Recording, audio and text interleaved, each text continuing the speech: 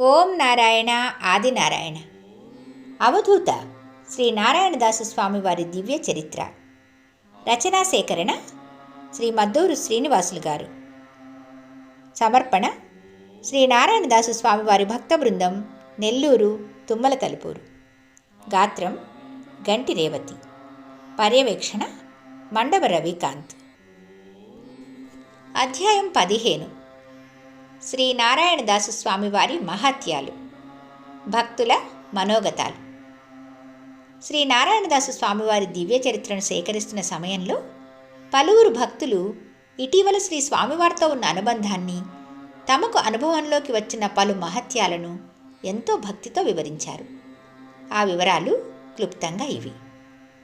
తలుపూరులోని ఆశ్రమంలో శ్రీ పార్వతీదేవి అమ్మవారిని ప్రతిష్ఠించేందుకు తిరుచానూరు నుంచి అమ్మవారి విగ్రహాన్ని తయారు చేయించి ఆశ్రమానికి తీసుకువెళ్తే, అట్టపెట్టెలో ధాన్యం పోసి పరుండుబెట్టి ఉన్న అమ్మవారి విగ్రహంలో కదలిక వచ్చిందని, అప్పుడు స్వామివారు అగ్నిగుండం వద్ద పూజ చేస్తూ, అయ్యా, అమ్మవారు దివ్యంగా కదిలి ఆసీనులయ్యారయ్యా అంటూ చెప్పడంతో మేమంతా వెళ్ళి చూశామని, అమ్మవారి విగ్రహం అట్టపెట్టె మీద ఆసీనమై ఉన్న దృశ్యాన్ని చూసి తామెంతో ఆశ్చర్యపోయామని కొందరు భక్తులు తెలిపారు. అదేవిధంగా ఇటీవల అమ్మవారి విగ్రహానికి రంగులు వేస్తున్న శిల్పి సగంలో అమ్మవారికి కళ్ళు దిద్దకుండా వదిలేసి ఇంటికి వెళ్ళిపోతే, ఆ తర్వాత కొంతసేపటికి ఆయన కుమార్తెలకు కళ్ళు సరిగా కనిపించలేదని వెంటనే స్వామివారి వద్దకు వచ్చి ఆ విషయం చెప్పగా, అయ్యా, అమ్మవారి కళ్ళ వద్ద రంగులు వేయకుండానే వెళ్ళిపోయినట్లున్నావయ్యా అనగా, వెంటనే ఆ శిల్పి తన తప్పు తెలుసుకుని కళ్ళను అందంగా రూపుదిద్దారని, ఆ తర్వాత కొద్దిసేపటికి ఆ శిల్పి ఇంటి వద్ద నుంచి తమ బిడ్డలకు కళ్ళు బాగా కనిపిస్తున్నాయని ఫోన్లో సమాచారం అందిందని మరికొందరు భక్తులు ఆశ్చర్యంతో తెలిపారు.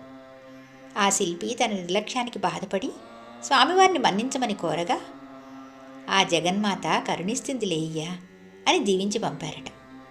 ఇకపోతే స్వామివారితో తమకున్న అనుబంధాన్ని, స్వామివారి మహత్యాలను కొందరు భక్తులు కొంత సుదీర్ఘంగానే వివరించారు.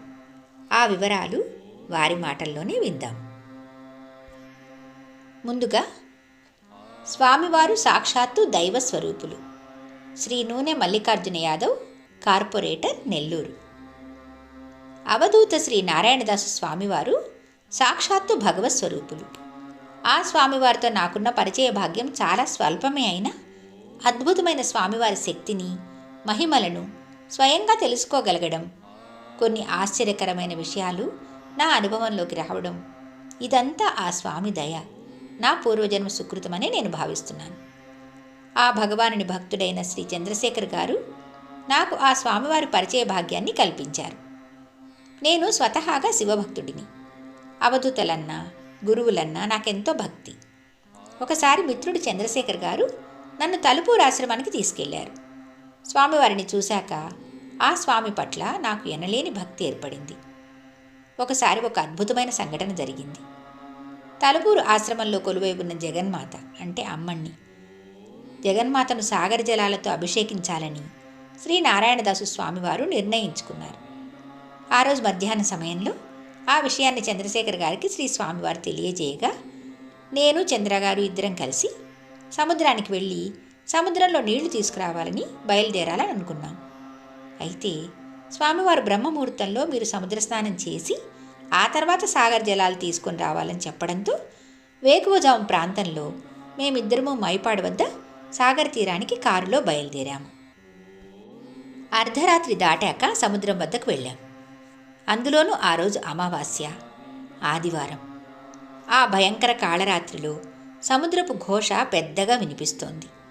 అలలతో సముద్రం భీకరంగా గర్జిస్తూ ఉంది. సముద్రపు ఒడ్డు చేరేసరికి మాకెంతో భయం అనిపించింది. అయినా దైవకార్యం కనుక ధైర్యాన్ని కూడగట్టుకుని కారు లైట్ల కాంతిలో సముద్రపు ఒడ్డుకు చేరుకున్నాం. తీరానికి బాగా దగ్గరగా వెళ్ళి కారు హెడ్లైట్ల కాంతిని సముద్రపు అలల మీద పడేలా చేశాం. ఆ వెలుగులో సముద్రంలోని అలలు అల్లంత ఎత్తున ఎగిసిపడుతూ ఉండడం చూశాం. ఆ సముద్రపు హోరు చూసేసరికి మరింత భయం వేసింది. ఆ సమయంలో సముద్రంలోకి దిగాలంటే మాకు కాళ్ళు కదలడం లేదు. మేమిద్దరమే బిక్కుబిక్కుమంటూ చిన్నగా నడుచుకుంటూ మనసులో గురునామస్మరణ చేసుకుంటూ సముద్రంలో దిగేందుకు ఒక్కొక్క అడుగు వేస్తున్నాం. ఇంతలో ఆ సమయంలో అలల వద్ద ఎవరో ఉన్నట్లు మా ఇద్దరికి కనిపించింది. ఇంత చిమ్మ చీకట్లో సముద్రం వద్దకు ఎవరొస్తారబ్బా అనుకుంటూనే మేము దగ్గరకు వెళ్ళాం. ఆయన వృద్ధులు, సుమారు 60 ఏళ్ళుంటుంది, మత్స్యకారునిలా ఉన్నారు. ఎవరు నాయన మీరు? ఇంత రాత్రివేళ సముద్రం వద్దకు వచ్చారు అని అడిగారు ఆయన. తలుపూరు నారాయణదాసు స్వామివారు అమ్మవారి అభిషేకానికి సముద్ర జలాలు తీసుకురమ్మన్నారు. ఆ పని మీద వచ్చాం. అయితే సముద్రంలోకి దిగాలంటే భయంగానే ఉంది అన్నాం. మీరు అలల వద్దనే స్నానం చేయండి నాయన, ఈలోగా నేను నీళ్లు తీసుకువస్తాను అంటూ మా వద్ద ఉన్న వాటర్ క్యాన్లు 2 చొరవగా తీసుకున్నారు. మేము ఆయనకు వాటర్ క్యాన్లు ఇచ్చి స్నానం చేసేందుకు ఎలాగో ధైర్యం చేసుకుని సముద్రంలో దిగాం. ఆ చీకటిలోనే సముద్రంలో 3 మునకలు వేసి మేము ఒడ్డుకు వచ్చేసాం. ఈలోగా ఆయన మాకు 2 చేతులతో వాటర్ క్యాన్లు పట్టుకొని తీసుకువచ్చి ఇచ్చారు. మేమెంతో సంతోషపడిపోయాం. అంత కష్టపడి సముద్రం నీళ్ళు తీసుకుని వచ్చారు కదా అని మేము ఆయనకు కృతజ్ఞతగా డబ్బులు ఇవ్వబోయాం. నాకెందుకు నాయన డబ్బులు అంటూ ఆయన ఏమీ తీసుకోకుండానే చిన్నగా నడుచుకుంటూ వెళ్ళిపోయారు. ఆ తర్వాత మేము ఒడ్డుకొచ్చేసాం. నేను సముద్రం వద్ద ఇసుకతోనే శివలింగం తయారు చేసి ఆ సైకత లింగానికి పూజలు చేశాను. అక్కడే దీపారాధన చేసి మాతో తెచ్చుకున్న పూలు, అరటిపండ్లు నైవేద్యంగా పెట్టి ఇక వెళ్ళిపోదామని అనుకుంటున్న సమయంలో ఆ చీకట్లోనే 2 మత్స్యకార దంపతులు ఎవరో మా వైపే వస్తూ కనిపించారు. వారిని చూసి మేము అక్కడే ఉన్నాం. వారిద్దరూ మా వద్దకు వచ్చారు. ఆమె మమ్మల్ని నాయనా దక్షిణ ఇవ్వండి అంటూ అడగ్గా మేము ఓ 10 రూపాయలు ఆమె చేతిలో పెట్టాం. ఇద్దరూ మౌనంగా వెళ్ళిపోయారు.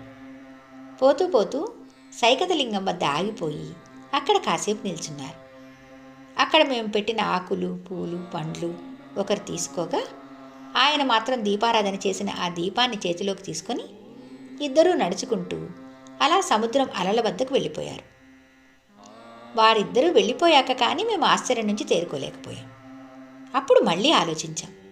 ఇంత కటిక చీకట్లో ఆదివారం అమావాస్య రోజున ఇంత చిమ్మ చీకటిలో ఎంత మత్స్యకారులైనా ఇలా నడుచుకుంటూ సముద్రం వద్ద తిరుగుతుంటారా అని సందేహం వచ్చింది.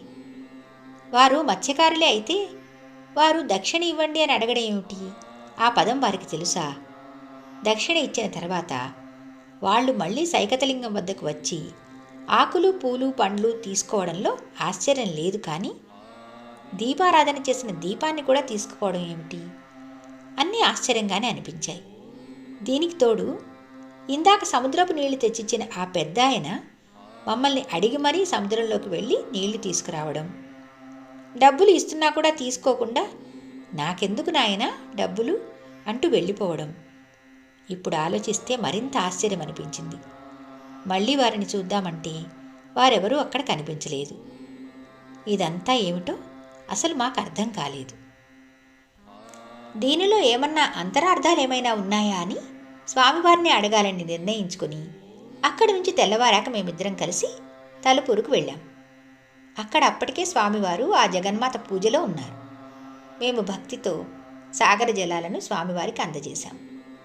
స్వామివారు పూజలో ఉన్నారు కనుక మేము స్వామివారి భక్తురాలైన ఒక ఆమెను పిలిచి, మేము సముద్రం వద్దకు వెళ్ళినప్పుడు విచిత్రమైన సంఘటనలు జరిగాయి, అయితే మాకు ఆ సంఘటనలు ఎలా జరిగాయో తెలియడం లేదు, స్వామివారు చెప్తే గాని మేం తెలుసుకోలేం అంటున్నప్పుడు అమ్మవారి పూజలో ఉన్న శ్రీ నారాయణదాసు స్వామివారు మా ఇద్దరిని చూసి నవ్వుతూ మా వద్దకొచ్చి, నా గురువు మీ దగ్గరికి వచ్చి మీకు సముద్రం నీళ్లు తెచ్చిందాకా మీరు సముద్రంలోకి పోవడానికి భయపడుతూనే ఉన్నారే, ఆయన ఎవరనుకున్నారు? మా గురువు వెంకయ్య స్వామి. ఆ తర్వాత మరో 2 మత్స్యకారులుగా వచ్చింది ఎవరనుకున్నారు? సాక్షాత్తు ఆ శివపార్వతులేనని విడమర్చి చెప్పడంతో మేమెంతో ఆశ్చర్యపోయాం. మా ఒళ్ళు పులకించిపోయింది. ఇంత విచిత్రం మా జీవితంలో మేమెప్పుడూ చూడలేదు కూడా. అంత భాగ్యం మాకు దక్కడం అంతా స్వామివారి దయ్యే తప్ప ఇంకేమీ కాదు. ఆ ఒక్క విషయమే కాదు, ఆ చీకటిలో సముద్రం వద్ద జరిగినదంతా స్వామివారు పూసగుచ్చినట్లు చెప్తుంటే మా ఆశ్చర్యం అంతా ఇంతా కాదు. ఇదంతా కూడా శ్రీ నారాయణదాసు స్వామివారి లీలేనని మాకిప్పుడు బాగా అర్థమైంది. ఇంతకంటే స్వామివారి అద్భుత లీల ఏముంటుంది చెప్పడానికి? ఆ తర్వాత కూడా స్వామివారు నన్ను, నా కుటుంబాన్ని కష్ట సమయాల్లో ఆదుకుంటూనే ఉన్నారు. ఆ స్వామివారి ఆశ్రమంలో ప్రతి గురు పూర్ణిమ నాడు భక్తులందరికీ నేను ఆజన్మాంతం అన్న వితరణ చేయాలని సంకల్పించాను. అందుకు స్వామివారు అనుమతిచ్చి అనుగ్రహించడం నేను, నా కుటుంబ సభ్యులు చేసుకున్న పుణ్యం. ఇదంతా మా పూర్వజన్మ సుకృతం. భక్తుల మనోగతాలు అనే శీర్షిక కింద మనము శ్రీ నూనె మల్లికార్జున యాదవ్, కార్పొరేటర్, నెల్లూరు వారి అనుభవాలు మనం విన్నాము. స్వామివారు సాక్షాత్తు దైవ స్వరూపులు అంటూ వారు తమ అద్భుతమైన అనుభవాలను ఇలా మనతో పంచుకున్నారు. మిగిలిన భక్తుల అనుభవాలను వచ్చే భాగంలో తెలుసుకుందాం.